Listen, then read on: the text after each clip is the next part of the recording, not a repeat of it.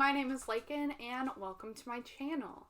In today's video, we are going to be reading the books my husband bought for me.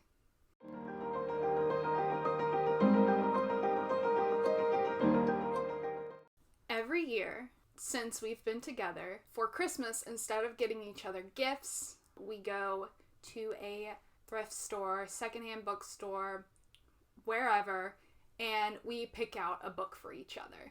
2019 for Christmas, we did that, and he got me a book. He actually got me 2 books, and I have not picked it up until now. So he got me a series. So I will be reading the first one in this video. But the funny thing is he did not realize they were a series. He just, even though, looking at them, and on the bottom it says Night World Book 1, Night World Book 4, he did not realize that he got me the first and final book in a series. He thought they were 2 different ones, and he was just going by a pretty cover, which I can't blame him. These covers are so cool. No matter what happens, I'm going to keep them on my shelves strictly because of these cool covers. Another thing he did not know, even though it was on the cover of the first one, previously titled Secret Vampire, he did not know this book was about vampires. And I love him and appreciate him so much for getting me these books, but I have given him a hard time about getting me the first and fourth one, and also getting me a book about vampires. Now, if you know me, then you would know that I am much more a werewolf person than I am a vampire person. I don't know. Vampires just never really got to me, never really spoke to me, but werewolves, love them. I have been putting this book off because of that reason. And also, I've just been reading other things, but now is the time to finally see what this book is about. I want you to come along with me on this reading journey while we dive into The Night World by L.J. Smith. Hello. I'm fixing to start reading Night World. I've already started reading this, but then I decided I should make a video, and that way my husband can also see my thoughts on the wonderful book he bought me. Well, I hope it's wonderful. So I'm gonna restart reading it, and I mean, it's not that long. It's not that big of a deal to restart it. Okay, so I've read the first 2 chapters, and it's gone by really quick. I haven't been gone long, so these chapters are going by real quick.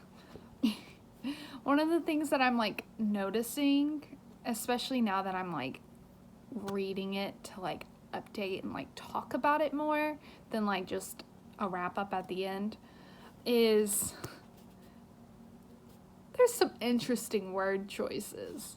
How she talks about people. Our main character, her name is Poppy, and she is a teenage girl who is elfish. That's how she calls herself. And she also calls herself a sex pixie. Yeah. I don't know if I would ever consider myself that, but to each their own. We've met her crush and also her best friend, James. And for some reason, him and Philip, her twin brother, hate each other. But with the interaction, it seems like it's very unnecessary, hostile interaction. And then it gives us subtle hints to be like, hey, James is different. James is not normal. Blah, blah, blah. So he's gonna be the vampire, obviously. They think she has cancer. Well, a tumor. They said a tumor. They haven't said the cancer yet. I can tell this is going to be a very angsty teenage romance book.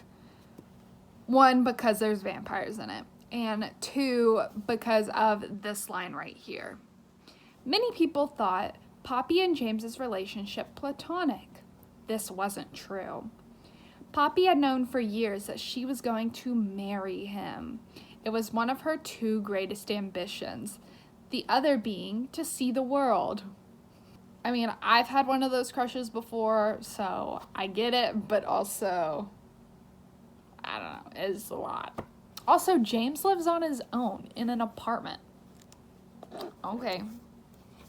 He's 17. I guess that's what you do when you're a vampire.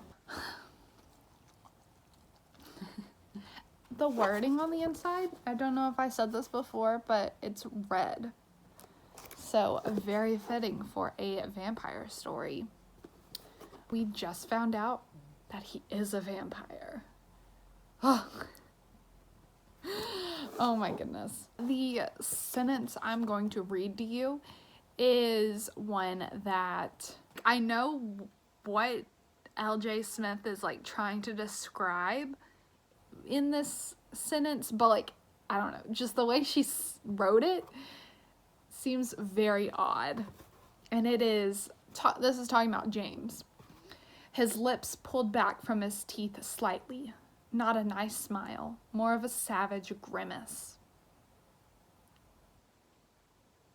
Like, I think that's what, like, she's trying to, like, describe. I'm just going, like, his lips pulled back from his teeth. Ew. No, thank you. Discover that he's a vampire, and he goes and we also discover that there's other supernatural creatures. We see a werewolf slightly for like 2 seconds. Wouldn't mind seeing more. And James, the only thing James says to this werewolf is, go pee on a fire hydrant. Like, what? He did nothing to you. Okay. I don't get the whole werewolf vampire hate at all. Poppy has overheard that she has cancer and she's going to die. She doesn't want to die, obviously. I don't think anyone would want to die. So she's distraught and she's like, okay, I'm just not going to think about it till James comes. Because even though she has cancer, still all she can think about is her best friend, James. I felt like the scene when he finally tells her he's a vampire is supposed to be intense. But when it actually happened, I laughed. I did not feel intense. It didn't seem like that big of a deal. I'm trying not to discredit everything in this book and just like, I'm trying to keep an open mind to actually enjoying this book. But it's just, I don't know, it's just funny. Like, so he's like, he starts off with being like, you're gonna die. They can't save you. She's like, I know. And he's like, there's something about me you need to know. I'm a vampire. And so her response to that is she throws this thing from her side table and screams at him. So it's just like, you're trying to get this like angst and you're trying to get these like problems so that way like this love story can overcome it and it can be cute. But I don't know, it's just funny. So we are on page, oh hello Mowgli. Hello. Oh. How are you liking the book? Huh? Can I speak? Can I talk to the people?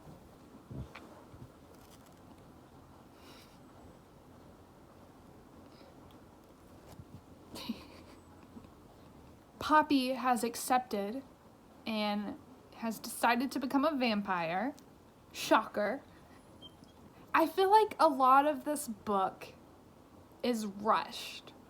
Like the emotions that people have, they make sense, but it's like rushed through them. Whenever he said that he was a vampire and she throws that thing at him and like yells at him. And then not even like a page or two later, she's like, okay, turn me into one. She has the emotions of like, you're lying, don't quit joking with me, him explaining everything that is true and all this stuff. And then she's like, okay. But it's just like, it happens in such a short amount of time that I feel like this book, I could probably take it a whole lot more seriously if it was longer. Because, like, I'm enjoying it. I don't know. It's just all the emotions are rushed. Yes, in the synopsis, it talks about Poppy dying and choosing to become a vampire and all this stuff. So, like, all this stuff isn't even a shock to us. If you're gonna take us on the adventure of going through exactly what is in the synopsis, I feel like you should actually allow us to go on that trip and not kind of like skip across the top of the surface of it. Does that make sense? I hope so. Even if I end up hating this book, which I'm not hating it, even though I'm making fun of it. I don't hate it. I'm enjoying my time reading it. Like, this is such a beautiful cover that I'm perfectly okay with keeping it on my shelves forever. Like, it's just like a... It doesn't look like an angsty teen vampire book. But it is. Okay, so I know it looks like I do not move from this spot. And that's only partly true. Because, like, where else am I gonna sit that's comfy and that my pets can sit beside me, that has good enough lighting so I can do these updates? We are about to start chapter 9. I feel like there's so many ups and downs with these characters. I said in the last update how I feel like their emotions are valid. They just go through the emotions way too fast for them to, like, actually seem realistic. Again, is what happened now. They were feeding again, and it was getting really, I don't know, weird. Then her brother comes in and is like, what are you doing? Blah, blah, blah. And then he's like, he's just messing with you. He's lying. He doesn't actually care about you. But, like, 2 sentences before that, they were talking about how they're bonded and connected because they're taking each other's blood. So, like, they have, like, this actual deep bond that makes them feel stuff for each other and all this stuff. Right after that happens, she believes her brother when he says he's joking. He's lying to you. When she knows more about James than he does, her brother just thinks he's a weird pervert who goes through a lot of girlfriends. Why are you gonna kick him out because of something your brother said when your brother doesn't even know the whole story? I don't know. Especially, why are you gonna kick him out and then not answer his calls when he says, like, hey, if you don't get enough of my blood, you will die. Even if you are, like, mad at him, just take the blood and go, you know? Kids these days. Okay, so for this update, I am holding the camera because he's sitting right where I would put the camera. I'm not about to move him. No, who do you think I am? Instead of repeating myself, all I'm gonna say is, just a big ol' sigh. Oh my goodness. She's died. Well, died. I can see this being something that I would have loved when I was like 13, 14. I probably wouldn't have picked it up because it's vampires, and again, I was never into that. Just the scenario and like how the kids are acting and stuff like that, I would have been tied around this story's finger, and I can see that, and so I'm just not taking it seriously. She's alive and she is ready to kill. If I thought her way of speaking was weird beforehand, it's even more stranger now. Almost done with the book. I think my next update will actually be the wrap-up. And it's weird to think that it's the end of the book because, like, it still feels like it's setting up to get you up to date on everything that's happened. She's become a vampire and she has run away with James's cousin because she thinks she has put James in danger, and they've gone to Las Vegas. And so now James has taken Philip and they're going to get her. I know that this is probably supposed to be like getting up to the climax, but it still just feels like, okay, cool. Yeah. So I don't really have much else to say about that. I just finished Night World Book 1 by L.J. Smith, and wow, was that a ride. It wasn't more so like a roller coaster, like ups and downs. It was more like the Tower of Terror. Going up and down, up and down, up and down, real fast, not knowing when it's going to go up and when it's going to go down. And that's a lot for a book that is... This book is 238 pages. So for a book that short, that's a big ride. Unless you skipped to this part right here, you've already seen my emotions and my reactions to a lot of these chapters except the final two. So I'm just gonna give my review for this. I am rating this book 2 stars. Did I enjoy my time with it? Did I have fun reading it? Yes, absolutely. But I didn't enjoy it the way I think it was intended to be enjoyed, because I could not take this book seriously at all. I enjoyed reading it, and I am glad to have read it. I can't justify giving it more than 2 stars. And the reason I'm only giving it 2 stars is for a couple things. The first thing is I feel like this book is too short. Coming from a person who does not like vampire books, I would have liked to read more about vampires. I liked the vampire supernatural world that was given to us, and I liked the process of becoming a vampire and the risk involved and kind of like what they can and can't do kind of stuff. I enjoyed that. I did not feel like there was enough time delved into each topic. Like each scene, there would be lots of emotions and things that I could feel could be valid for someone in the situations that they were in. The scene was maybe a page or 2, so there wasn't enough time to go for us to really understand why the emotion went from 0 to 100 back to 0 again in 3 seconds. That's why I would have liked it to have been longer, so that way the characters would seem less erratic and irrational and just kind of all over the place. The other thing I did not enjoy, kind of docked off some stars for, is the ending. So this book is 17 chapters long. And at chapter 15, she is a vampire and she gets taken to Las Vegas by James, the love interest's cousin. And Aster is trying to put her in danger and get her killed because she is an illegal vampire. James did not go through the proper channels to actually legally turn her into a vampire. So Aster is going to get her killed because of that. The big fight scene, the big climax of this book just doesn't happen. We have this sort of build up, like I can it's not really there yet, but I can see it happening. Even though we're close to the book and I'm like, how much more can it like take? But so it's like we're like right here and we're expecting to get to like right here, but then it just like goes back down. And then there's no big climax. There's no exciting ending or anything. It's just like oh, okay, bye.